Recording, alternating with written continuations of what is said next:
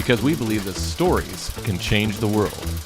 Get ready because the show starts now. On this episode of SPERONOMICS, we're going to be talking about, is 2023 the year for gold? And the former Russian president just came out with some crazy predictions for 2023. Lastly, is silver still a good option to buy in 2023? And as always, we're going to talk about this with Kirk Elliott, PhD squared. Welcome to a new episode of SPERONOMICS.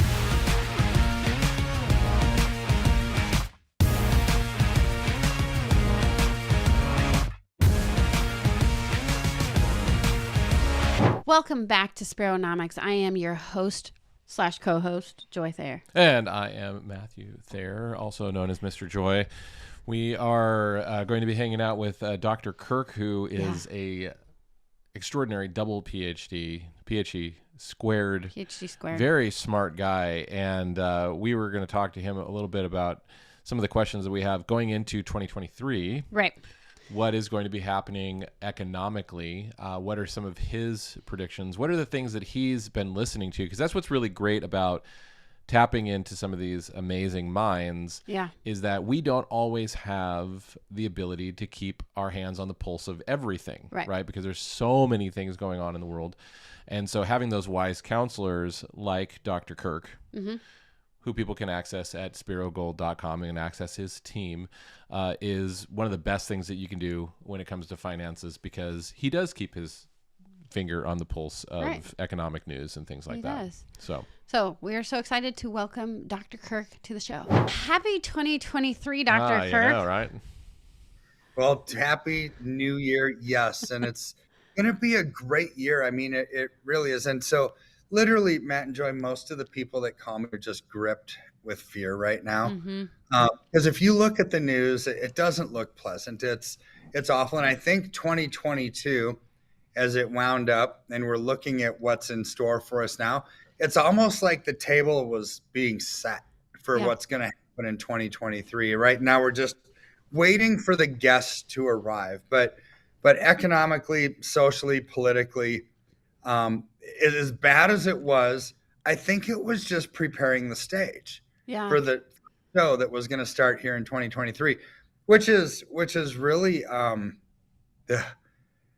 abysmal one with everything. It really is. I mean, for example, you all and I have been talking about inflation for a while on this show. Well, over the holiday, we were up in Breckenridge and we needed some eggs, right? And I don't really do much of the grocery shopping in my family. My wife, Jolene, does. And so I went, though, to Walmart and up there, and it's like, couldn't find the eggs. And there was like, everything was like off the shelves. But they had a dozen of like the cheap version, Walmart version of the eggs. Well, I remember 2 years ago, they were maybe $1.29 for a dozen, sometimes like 99 cents. But they were $5.98 for a dozen eggs. For the cheap ones. Those are the cheap ones. Those weren't the big. They weren't the organic ones. They weren't the free range ones. I mean, just the cheapest eggs you can find. And they're almost $6, right? It's like, man, prices have tripled. And I'm thinking about most of America right now, because of the policies coming out of DC, which are causing inflation. People are forced with these horrible questions of, well, do we feed our family or do we pay our rent, right? What are we going to do? We can't even heat our house, let alone pay the rent or travel or do anything, right? It's just living at the margin, right? And it impacts the lower income, lower middle class the most, but it really impacts everybody because everything is going through the roof. These inflation pressures are not going to slow down, Matt and Joy. They're not, because Congress, the lame duck Congress, just passed a $1.7 trillion spending bill. I was like, oh, good grief. So I wouldn't have as much of an issue with the spending bill if we happen to have $1.7 trillion laying around, right? Then we just be appropriating what we have and putting it to the right spot. But the reality is they don't have that money. They have to print it out of thin air because tax revenues are coming down. They're not going to get it through taxation. People aren't working. Wages are coming down. People aren't spending money. So sales tax revenues are down. I mean, everything is coming down as far as government revenues are concerned. And they just passed one of the biggest spending bills ever. with money that we don't have. So what does that mean? It means that 2023, this lame duck Congress, who's not, some of them aren't even going to be around. They basically said, and this should be illegal. I mean, seriously, It should. let the people who are in Congress determine how they're going to spend the money, not the ones that are going out, because those people are going to have to face the music for this spending bill. So it's just ridiculous to me. But we're in this stage in economic history and in U.S. history where the imbalances are becoming so great that you now have to pay the piper, right? We have to face the music for decades of mismanagement. Right. And I mean, we've been printing so much money and we've gotten in so much debt. Where do you think the IMF is going to come in this year? Well, I think they're going to come in through I would say the oversight of central bank digital currencies, right? Because this is the move that they are making to try to fix things, right? So like I tell my kids, every choice has a consequence. Good choices have good consequences. Bad choices have bad consequences, right? Well, the central bank digital currency, they're going to promote it and market it as the end all be all savior to our economic collapse, right? They're going to help fix it because there's going to be transparency and everything else. Well, it's you and I have talked about this a bunch. This has nothing to do with anything other than people control, right? But so this is what they're going to bring in. The IMF is going to be basically overseeing a lot of this central bank digital currency globally. But the table set is changing, right? So just last week, right before New Year's, you've got this battle that's waging globally for economic supremacy, and that's the BRICS nations versus the Western financial system, right? Mm-hmm. So the BRICS being Russia, Brazil, China, India, right now, Saudi Arabia coming into the fold, and all kinds of other countries. What did Saudi Arabia just do?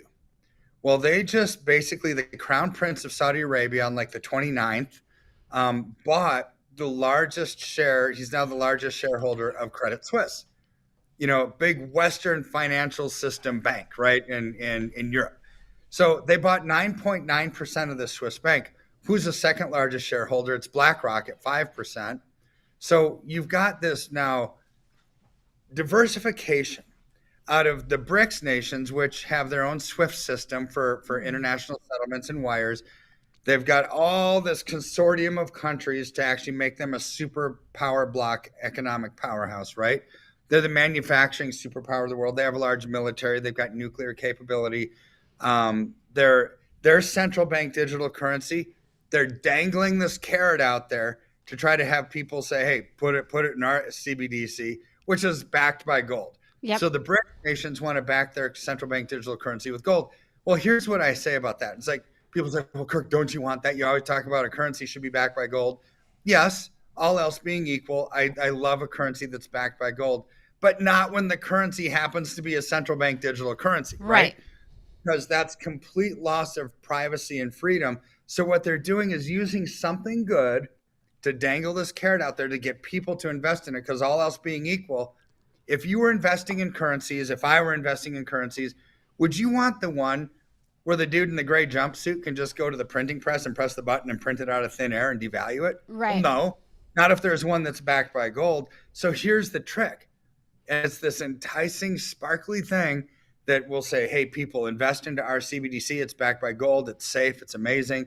But once you get there, it's ultimate loss of freedom and privacy via programmable money and the ability to cut you off. Some bureaucrat somewhere saying, well, boy, Matt and Joey, we don't like your digital social profile. You can't buy our stuff. So this is the danger, but they're using something good to entice people to come in, right? Because this is what they're doing. And this is where they're playing this game very, very smartly. I think the BRICS nations are playing this game smartly because we're talking about 2023 and what I believe is coming. Well, there's some weird things. I mean, I'm talking uber weird things that just happened in the last week of the year. And the spending bill of $1.7 trillion doesn't even come into compute on the weirdness scale. So on December 27th, Dmitry Medvedev, former president of Russia, and he's now Putin's top advisor, came out with this eerie set of predictions for 2023. I mean, they were creepy. Everything, and you and I both know you can't believe everything you hear on the internet, right? Take it all with a grain of salt. It's just somebody's opinion, right? But this somebody's opinion was the former president of Russia, but still there's a lot of political speak in that. So you can't believe everything that's ever said. Anytime.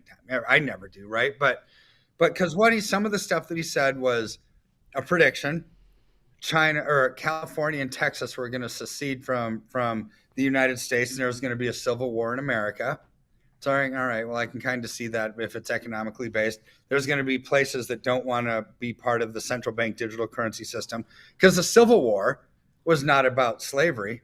It was about the banks. Mm-hmm. That's what caused the Civil War, the North and the South. It was the Confederate dollars, was the Northern banking system, right? So then he also said that the United Kingdom was going to rejoin the European Union, and the euro was going to go away. It's like, okay, well, prediction, bold. I wouldn't say something like that, but maybe he knows something that we don't know. He also said that Western Ukraine was going to be occupied by Poland and Hungary, and Western Ukraine was going to be occupied by Russia. He has to say that, right? Russia's at war with Ukraine. He's not going to say they're going to lose, right? So there's some stuff. You say, okay, what is this? But the one thing that he said that gave me pause, huge pause, was when he was talking about oil, because oil is the largest producer, or Russia's the largest producer of oil in the world. So when they start talking about oil and gas, it's like, all right, maybe we should listen, right? Because they know what they're talking about. Well, he said the price of oil was going to double to $150 a barrel in 2023. The price of gas was going to more than double from $2,100 per 1,000 cubic meters to 5,000. Well, however they measure the price of gas, right? Mm-hmm. It's so more than doubling. It's like, why would he say that? What does he know that we don't know, right? Mm-hmm. He's former communist leader, advisor to Putin. But they do know oil and gas. Mm-hmm. Here's what's weird. The very next day, literally not even 24 hours, on December 28th, Putin made a statement.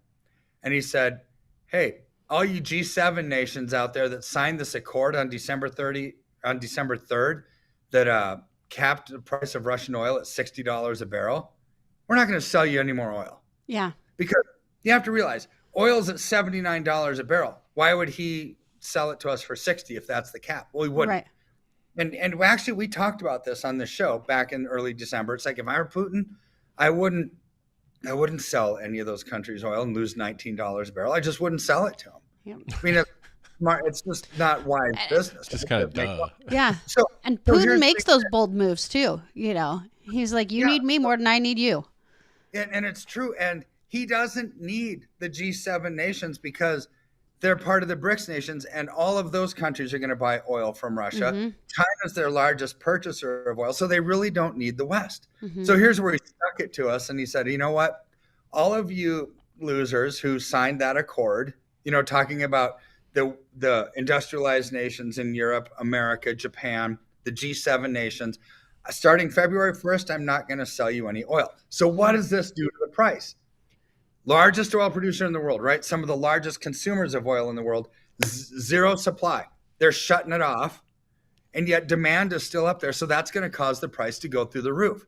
Mm-hmm. How about doubling, which is what Medvedev predicted was going to happen? So the day before Putin made this announcement, Medvedev said, hey, this was going to happen. So it makes me wonder if he knew anything else on that list is going to be real. I don't know, but all I'm talking about is oil. So for 2023, I view the inflationary pressures that are ravaging the world are going to get worse. Food inflation is going to get worse. The $5.90 per dozen eggs is going to continue to go up, because the fundamental policies that caused that inflationary pressure have not changed.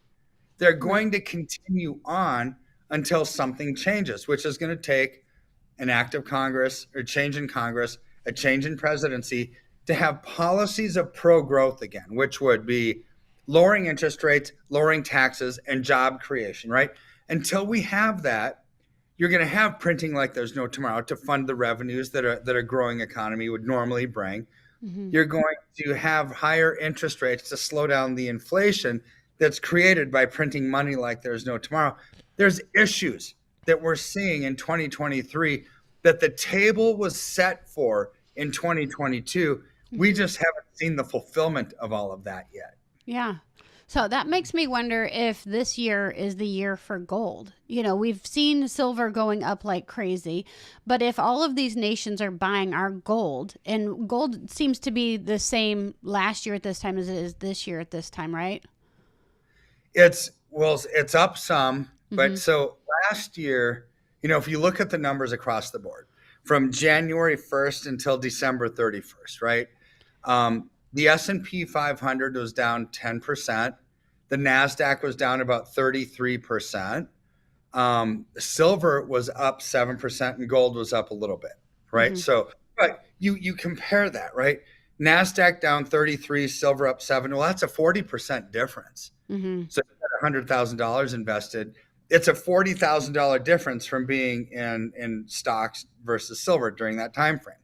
So, but what we've seen more in the immediate trend, which is the trend that we need to look at, because it's the policies, the politics, the economics that are actually moving the markets right now.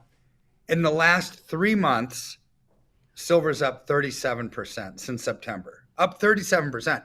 Gold's up about 11%, right? So you're more than tripling the rate of growth in silver compared to gold. Now, it's not that I dislike gold. I love it.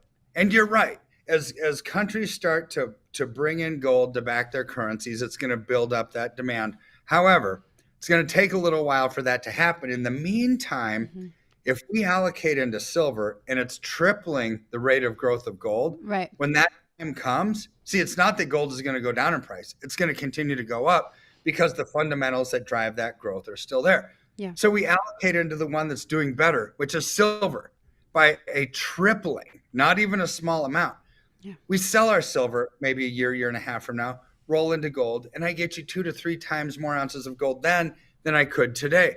Then you ride the trend line in gold out, because this is a compounding of ounces strategy that I've used for over 20 years, that you can just be in the right place at the right time. You identify the right place at the right time by looking at the ratio, the amount of silver that it takes to buy 1 ounce of gold. The ratio today just tells us silver's undervalued. Gold's not overvalued. Gold's going to continue to go up. But if silver is undervalued, it's going to play catch up, right? And this is how we can really maximize our wealth creation during times like this. And why, Matt and Joy, I can have a smile on my face given the horrible news that we've been talking about so far on the show. And this just engulfs everybody's hearts and minds. And be in the right place at the right time and smile about it. Yeah. Yeah. Yeah. So they were saying, people that made it through the Great Depression actually had the foresight to see some of this stuff. And they're saying that this is the worst economic downturn we've ever had in history, not in American history, like in history, And so we've had changing of nations and governments and different things in the past. But some of the stuff that has happened over the last several years have really led up to this moment. And so right now, like you said, why we can have a smile on our face is that God is giving us wisdom to have the foresight on what we can be doing for this next phase. And can you talk a little bit about, because there's some people who hear like, oh, silver has gone up 37%, and it actually deters them from investing because they're like, oh, I missed it. And so can you talk a little bit about that to those people who, they might be hearing about this now, maybe they heard about it back then and now they're regretting and they want to get involved, but then they're thinking like, I'm too late. Yeah. Yeah, it's not too late. So I've been talking about, but it is up, right? It's up, but it's not too late because the fundamentals that drove that growth are still there. So there's Government Capital. It's an algorithm-based forecasting service for the mining industry.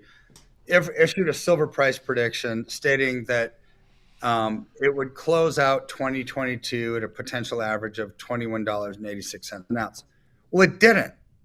It was like almost at $24 an ounce, right? So everything's outperforming that. But this is the algorithm that miners are using, right, to say, okay, where's the price of silver going?